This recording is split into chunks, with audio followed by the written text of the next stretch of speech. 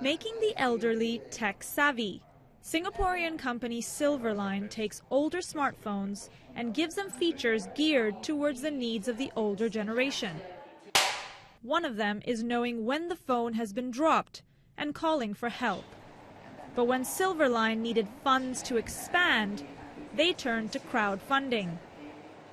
Crowdfunding is sort of a trend that's taken off recently, and it's basically a platform that allows people to raise funds for their project. So what's really nice about it is that if you have a project from anywhere in the world, then you can just sort of get listed on a website like Indiegogo or Kickstarter, tell people about it, and if the crowd finds that it's a good idea, then they'll be happy to contribute to your campaign. Silverline reached their goal of raising $50,000 in 6 weeks. More than 1 million projects like theirs used crowdfunding to raise money in 2012. $2.7 billion were raised globally. That number is expected to grow to $5.1 billion this year.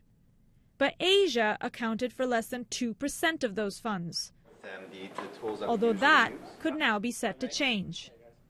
This company is one of a handful that have adapted the crowdfunding model for Asia. Launched this year, Crowdonomic consults companies on how to run good crowdfunding campaigns and has its own platform. I'm absolutely convinced that this is going to work in Asia. The broader opportunity in Asia, I would say it's every market. So we see the early shoots of crowdfunding coming up in markets like Malaysia, Thailand. And these early shoots are basically clients that we have previously had no direct access to, calling us and saying that, how do we list on your platform?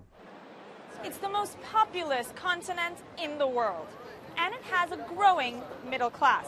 Companies and projects here are starting to leverage the power of this crowd. Sarah Sayed, BBC News, Singapore.